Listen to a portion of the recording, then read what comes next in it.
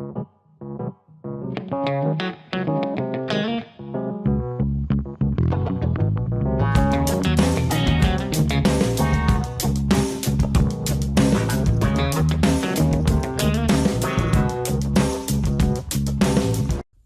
guys, welcome back to TV Spoilers.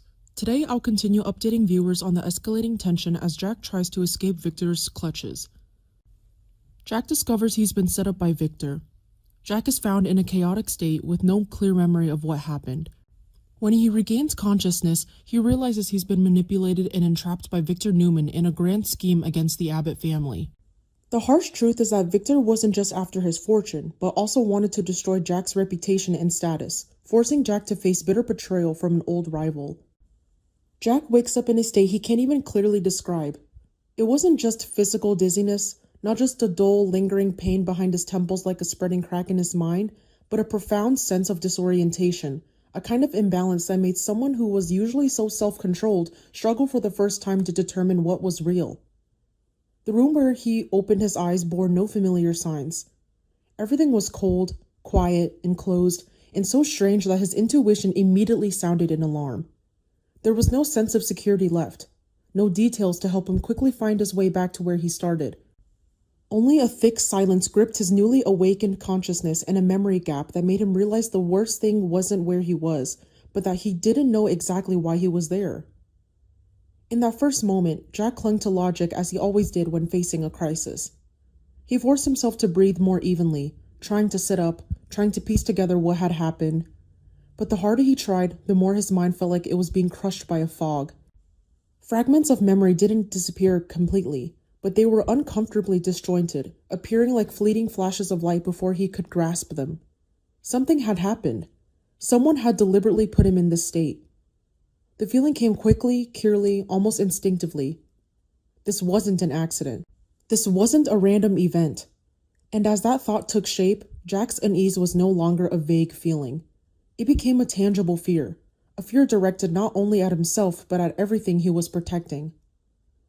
He began to scrutinize every small sign around him, not with uncontrolled panic, but with the last desperate attempt to cling to reason before true anger erupted.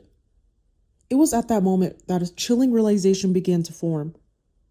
Some crucial documents related to Abbott were no longer in the right place. Some personal information that should have been kept confidential was no longer secure. The initial feeling this discovery brought wasn't anger, but a sudden, profound shock. Jack understood the value of what was lost. In his world, those documents weren't just papers, not just data, not just the tools of an empire. They were the fabric of trust, the last line of defense protecting his family's reputation, status, and autonomy from forces poised to tear apart any weakness. Once those things fell into the wrong hands, what was threatened wasn't just property. It was power. It was prestige. It was the ability to stand tall against an opponent without showing a single blemish. The unease quickly transformed into a far heavier psychological burden. Jack wasn't just afraid of being brought here in this chaotic situation. He began to understand that waking up in this strange room was merely the surface of a meticulously planned scheme. The mastermind didn't simply want to disorient him for a few hours or days. They wanted more than that. They wanted to make him appear vulnerable.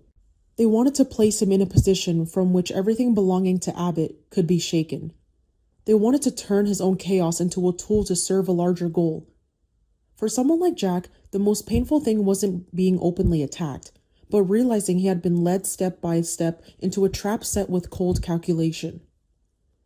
Fragments of memory then began to return, not clear enough to form a complete picture, but sharp enough to make his heart pound with each recollection. A feeling of being watched, an invisible pressure that had been building up before he even realized it. A series of seemingly unrelated signs now, when pieced together, appear like links in a single machine. Jack doesn't remember every detail perfectly, but he remembers that presence. The presence of a hand that always likes to manipulate from behind, always patiently waiting for its opponent to make a mistake, always seeing power games as a place to prove not only its ability, but also its ruthlessness. The more he pieced it together, the clearer the name became in Jack's mind, to the point of being undeniable. Victor Newman. And perhaps that's why this story, despite revolving around power, wealth, scheming, and fame, still feels so real. It touches on the familiar pain of anyone who has ever realized they've been exploited at their most vulnerable moment.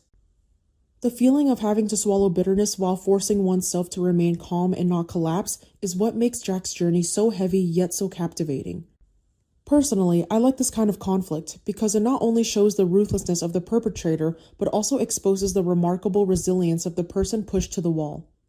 And if there's one thing I'm looking forward to in the sequel, it's the moment Jack is no longer just a survivor of Victor's trap, but becomes the one who makes Victor regret believing he could bring down Abbott without paying the price.